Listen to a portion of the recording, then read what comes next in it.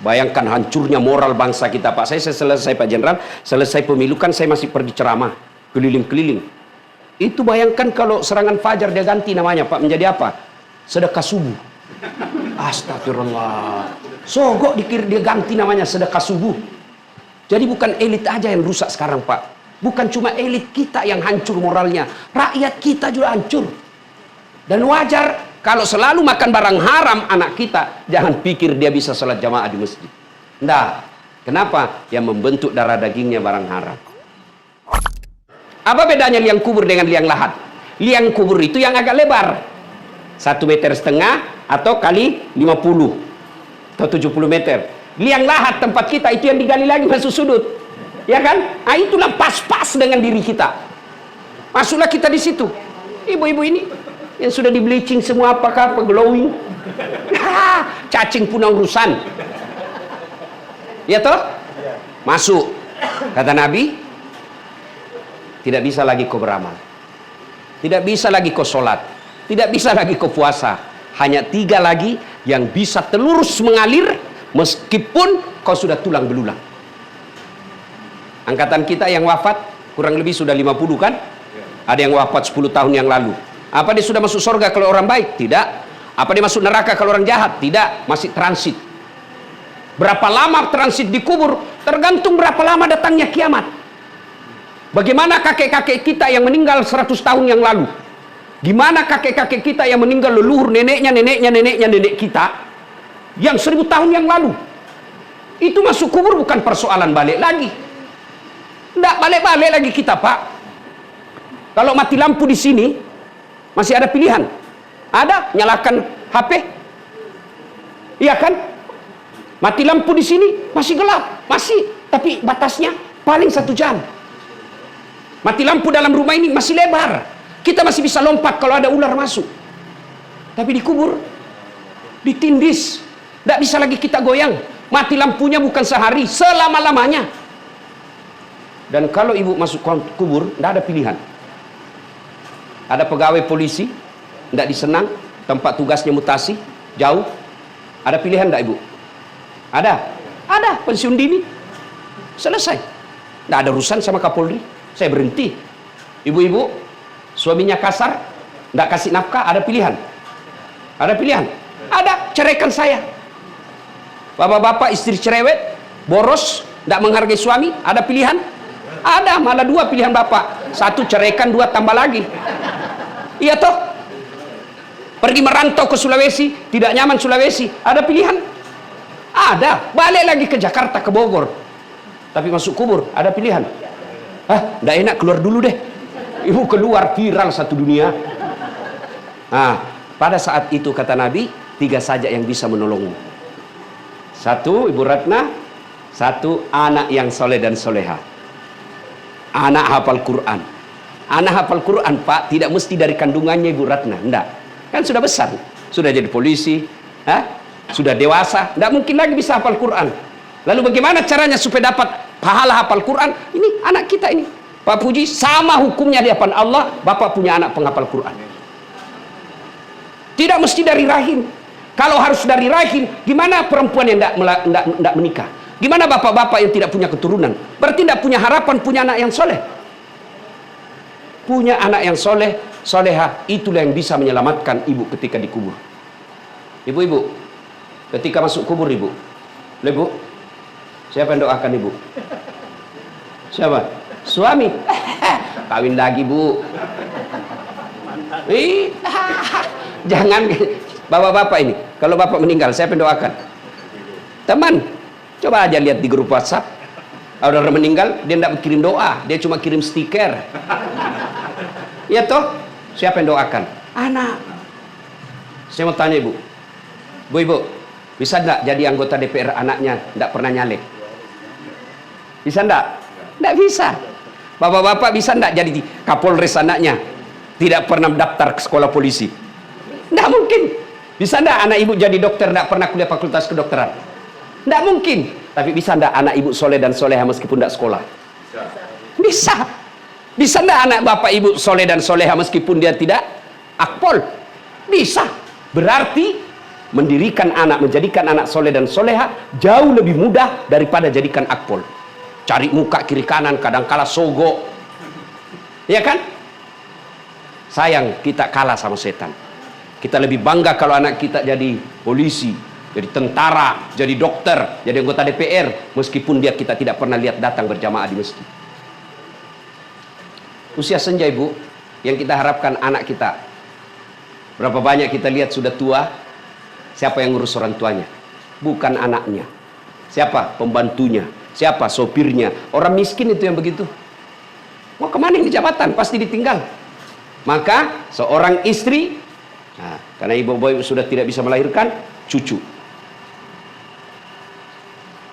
Ajarkan anak kita akhlak. Itu yang paling penting. Anak-anak kita sekarang, Pak, cerdas-cerdas. Tidak usah khawatir soal kecerdasan anak kita. Yang kita khawatirkan akhlaknya. Oleh anak-anak kita, Pak Puji pasti masih ingat, waktu kita kecil, jangankan bicara kasar sama orang tua, natap aja wajahnya kita sudah dianggap kurang ajar. Saya masih dapat itu. Kalau lewat depan orang tua kita harus bungkuk-bungkuk, tabe kalau orang Sulawesi. Kalau kita makan, tidak boleh tuh kita makan sebelum orang tua dulu. Dosa kita dianggap kalau kasih sisa orang tua. Meskipun sudah sangat lapar, orang tua belum pulang, tunggu bapakmu. Sekarang, hancur, Pak. Tinggal tulang-tulangnya disimpankan. Pantas anak kita cerdas, tapi tidak ada berkah dalam hidup. Jadikan anak soleh dan soleha. Gimana caranya anak kita soleh dan soleha? Jangan kasih makan barang haram. Kemarin kita ini saya yakin kita tidak terima uang sogo, tapi kadangkala kita biarkan tetangga kita terima serangan fajar. Bayangkan hancurnya moral bangsa kita, Pak. Saya selesai, Pak Jenderal, selesai pemilu kan saya masih pergi ceramah keliling-keliling. Itu bayangkan kalau serangan fajar dia ganti namanya, Pak, menjadi apa? Sedekah subuh. Astagfirullah. Sogok dia ganti namanya sedekah subuh. Jadi bukan elit aja yang rusak sekarang, Pak. Bukan cuma elit kita yang hancur moralnya, rakyat kita juga hancur. Dan wajar kalau selalu makan barang haram anak kita, jangan pikir dia bisa sholat jamaah di masjid. Nah, kenapa? Yang membentuk darah dagingnya barang haram. Nah, ya. Yang kedua, jangan kasih makan uang haram. Yang ketiga, didik, kasih keteladanan. Jangan harap anak kita santun kalau ibu bapaknya kasar. Di depan anaknya bertengkar sama istrinya, saling memaki. Jangan harap anak kita santun. Kasih contoh yang baik. Jangan harap anak kita jauh dari rokok kalau orang tuanya merokok. Awas kalau merokok, saya tempelin kau kalau saya dapat ya, saya kasih makan kau itu dengan bungkusnya. 10 menit kemudian dia bilang, nak, pergi beli rokok. Gimana ceritanya? Ya, kasih teladan. Yang ketiga, didik. Ibu-ibu, saya mau tanya, angkatan bapak ibu lah 82, ada ndak anaknya mati kelaparan?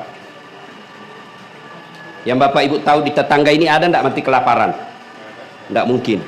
Tapi yang mati karena narkoba pasti ada. Yang mati karena tawuran pasti ada. Itu berarti ibu ndak usah pikir ini. Itu Allah sudah jamin. Tidak akan keluar dari rahim seorang manusia sebelum Allah sudah pastikan jaminan rezekinya.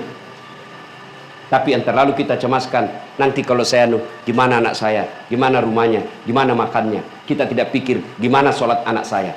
Demi Allah, Bu, demi Allah, begitu masuk kubur, orang sudah lupa kita, Pak. Orang sudah lupa, jangan masuk kubur, masih hidup aja kita. Ini Pak Jenderal pernah punya komandan, punya ajudan, pernah punya pasukan. Jangankan meninggal, sekarang aja pasukannya sudah banyak yang lupa. Ya toh, pasti dilupa, Pak. Dan siapa yang bisa kita harapkan doa? Anak. Alangkah bahagianya anak kita 5, setiap sujud terakhirnya dalam solatnya selalu berdoa, Allahumma gfirli wali walidayya warhamhuma kama rabbayani shaghira. Dan percaya kalau anak cucu kita baik agamanya, tidak usah cemaskan dunianya. Tapi kalau dunia terus dia kejar, sengsara dunia apalagi akhirat. Ya Bu ya, sayang ibu-ibu lebih ketat jaga suaminya daripada jaga anaknya. Kalau jaga suami, dia berbuat dosa, Bu, ibu tidak tanggung dosanya. Itu enaknya jadi istri. Kalau suami maksiat, ibu tidak tanggung. Tapi kalau anak kita maksiat, ibu tanggung. Kenapa? Sebagai ibu. Maka yang bisa menolong kita adalah anak yang soleh dan soleha. Sangat tepat usia pensiun, usia sudah dekat dengan kubur. punya hafiz. Itu tindakan yang paling tepat. Pandai menyikapi hidup namanya itu. Yang kedua, yang bisa menyelamatkan kita adalah sedekah jariah. Ibu-ibu ini yang banyak emasnya, berlian-berlian. Bu, kalau ibu meninggal siapa yang pakai emas berliannya ibu? Hah? Anak? Bukan, istri kedua. Ya pasti bu, saya sering lihat begitu meninggal istrinya dia cabut semua. Ini cincin kawin kita dulu ibu. Dia nangis tapi dia cabut, dia paksa keluar. Ini waktu kita ulang tahun pernikahan di Singapura, sebelikan kau gelang ini. Dia cabut lagi tuh kalungnya. Ini waktu kita pergi umroh ibu emas Dubai. 2 bulan kemudian kenal sama janda. Cincinnya ibu dikasih sama janda. Ini cincin mantan istriku sudah mati. Daripada emas berlian ibu dipakai istri kedua, mending sedekah. Apalagi kalau orang kaya, ngapain pakai yang asli? Coba kalau Ibu Ratna pakai, biar palsu orang juga bilang asli. Iya toh? Masa istri jenderal palsu? Beda kita kalau orang miskin sudah asli masih dari mana dia dapat? Maka itu yang namanya pandai menyikapi harta. Ibu-ibu, ya, sedekah. Ada enggak orang bangkrut gara-gara sedekah? Ada. Ibu-ibu, kalau ibu meninggal ini rumah, mobil, siapa yang punya? Menantu. Ada orang lain, iya bagus kalau menantu kita soleh. Kalau dia kurang ajar, dia pakai pacaran, dia hianati anak kita. Sedekahlah, sedekah, bersedekah.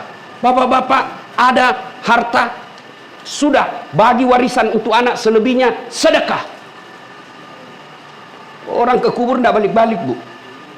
Ingat, penyesalan ada 5 penyesalan orang masuk kubur. Satu diantaranya mereka yang enggan bersedekah. Kan waktu kita wafat tuh digosok mata.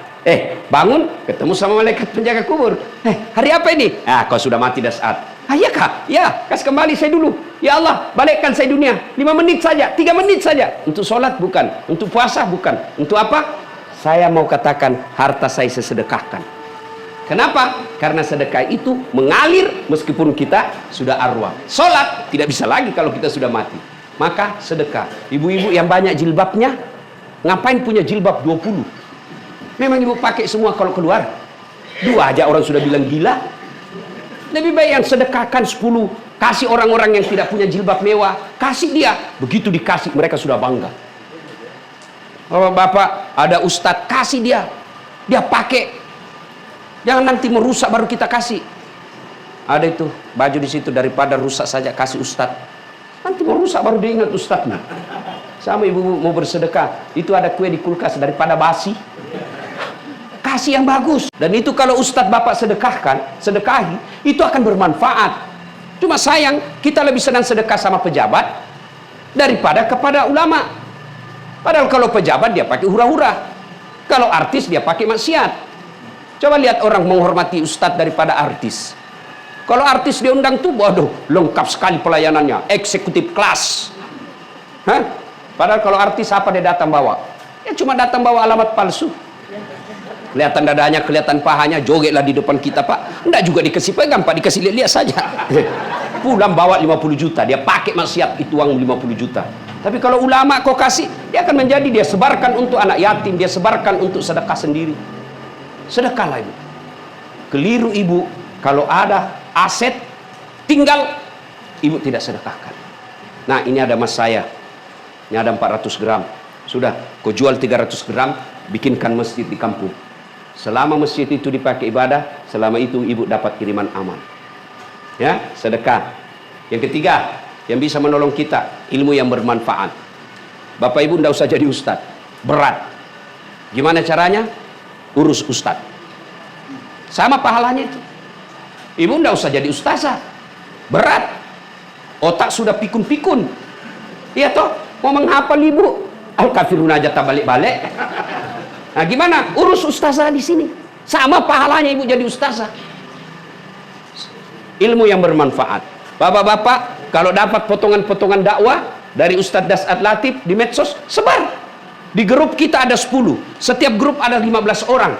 10 kali 15, 150. Orang bapak ibu sebarkan. Masa sih tidak ada yang nyangkut 2-3 orang? Selama orang itu amalkan ilmu dari ustadznya, ibu bapak juga dapat pahala seperti pahalanya ustadz, meskipun tanpa mengurangi pahala ustadz. Cuma yang kita selalu sebarkan hoax. 01, 02, 03. Ini sudah suka dibodoh-bodohi ilmu politik. 01, 02, 03. Politisi Bapak percaya. Dia bertengkar di medsos. Di Singapura dia atur baku ngopi-ngopi. 2019 siapa yang bertanding, Bu? Prabowo lawan? Siapa yang menang? Siapa menterinya? Dia satu sudah baku satu paket. Ya, habis amal kita nyemar-nyemar yang tidak ada faedah.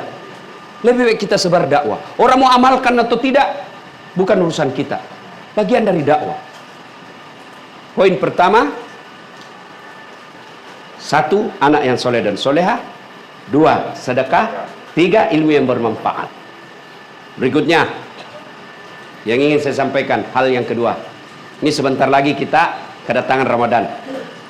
Ibu ya. Bulan Ramadan itu disebut 1, bulan penuh ampunan. 2, bulan dilipat gandakan segala kebaikan. 3, bulan dikabulkan semua doa-doa. Dari nama-nama Ramadan ini, inilah 3 yang mendesak kita lakukan. 1, banyak bertobat. Apakah tobat itu berkaitan dosa? Bukan. Bukan dosa semata kita bertobat. Kalau dosa kita bertobat, maka Nabi tidak perlu istighfar, Jenderal. Kenapa? Nabi tidak punya dosa. Kalaupun ada, kata Allah, kalau ada dosa Muhammad, saya sudah ampuni. Tapi buktinya, 1 kali beliau duduk, 100 kali istighfar. Karena Nabi tidak punya dosa. Lalu kenapa orang istighfar? Karena nikmat Allah tidak bisa dibayar dengan ibadah yang kita lakukan. Nah, kita selalu berpikir itu miskin. Saya kan miskin, Ustaz. Ibu miskin karena membatasi definisi kaya. Kaya itu deposito miliaran. Miskinlah ibu karena tidak ada miliaran. Kaya itu rumah mewah. Miskinlah karena rumah kita kecil. Coba kalau kaya itu teman yang banyak. Kaya itu kesehatan. Kaya itu waktu berjamaah di masjid. Kaya itu berkah penghasilan. Itu maka kita kaya. Nah, ibu bapak, saudara-saudara sekalian, banyak bertobat. Ramadan, tobat. Waktu paling bagus bertobat itu Ramadan, menjelang buka. Masih ingat bapak ibu kan waktu masih TVRI kan? TVRI sama RRI. Mau jalan Ramadan, mau puasa, mau buka itu kan istighfar tuh satu TV. TVRI waktu itu. Nashhadu Allah ilaha illallah wa nastaghfirullah nas'aluka ridhaka wal jannah wa na'udzubika min sakhatika wan nar. Itu Bu, itu ibu amalkan. Jangan sampai sudah tua kita masih senang ke mall. Jangan sampai sudah tua anak mantu pergi kita ikut. Tetangga pergi mall kita lagi ikut. Salah, tidak. Itu namanya keliru menyikapi masa tua. Istighfar. Cuma kalau ibu istighfar menjelang buka, jangan di depan makanan. Karena bisa jadi mulut istighfar dalam pikiran mana dulu saya hantam. Ya misalnya meja makan di situ, nah, ibu duduk di sini. Itulah bagusnya kalau rumah ada musola di dalamnya. Supaya ibu istighfar di musola, beduk baru ke meja makan. Istighfar. Yang kedua, antar 2 rakaat dalam tarawih. Itu paling mustajab. Kita bertobat. Apa doanya? Allahumma innaka afuwun karim tuhibbul afwa fa'fu anna ya rahim. Itu 2 rakaat, assalamualaikum, assalamualaikum. Nah, itu lagi dulu dibaca. Berapa kali? Ya, 1 kali minimal. Sudah lanjut lagi 2 rakaat. Itu dulu saya kecil itu diucapkan rame-rame di masjid. Sekarang karena orang mau ringkas, tidak ada lagi itu. Padahal itu puasa taraweh sekali setahun. Cari nafkah bisa kok cari nafkah selesai Ramadan. Tapi taraweh selesai Ramadan mau taraweh lagi. Ya, orang bilang gila itu ibu. Maka Ramadan perbanyak istighfar. Tobat. Yang ketiga cara bertobat setelah istighfar menjelang buka. Taraweh lazimkan salat tobat. Ibu sudah buka, alhamdulillah. Itu enaknya Pak kalau rumah dekat dengan masjid. Orang sudah mati hati itu kalau sudah dekat begini tidak berjamaah ke masjid. Maka kekeliruan kita ini kalau belikan anak kita rumah 10 menit ke rumah sakit. Memangnya anak tiap hari mau ke rumah sakit. Doakan supaya kita tidak masuk rumah sakit. 10 menit dari bandara, tiap hari kamu naik pesawat. 10 menit dari mall, tiap hari kamu ke mall. Mestinya cari rumah 5 menit dari masjid. Sudah ibu, sudah buka, ibu ke masjid, nunggu isya. Sebelum masuk isya, ibu sholat tobat. 2 rakaat salam, 2 rakaat salam, 2 rakaat salam. Sampai 6. Apa niatnya? Nah, ini yang selalu ditanyakan Ibu Masjid Salim. Niat tidak harus dilafazkan. Niat boleh dalam hati. Ibu baru kan, bapak ibu baru wudhu, ada dalam hati, saya mau sholat taubat, itulah niat.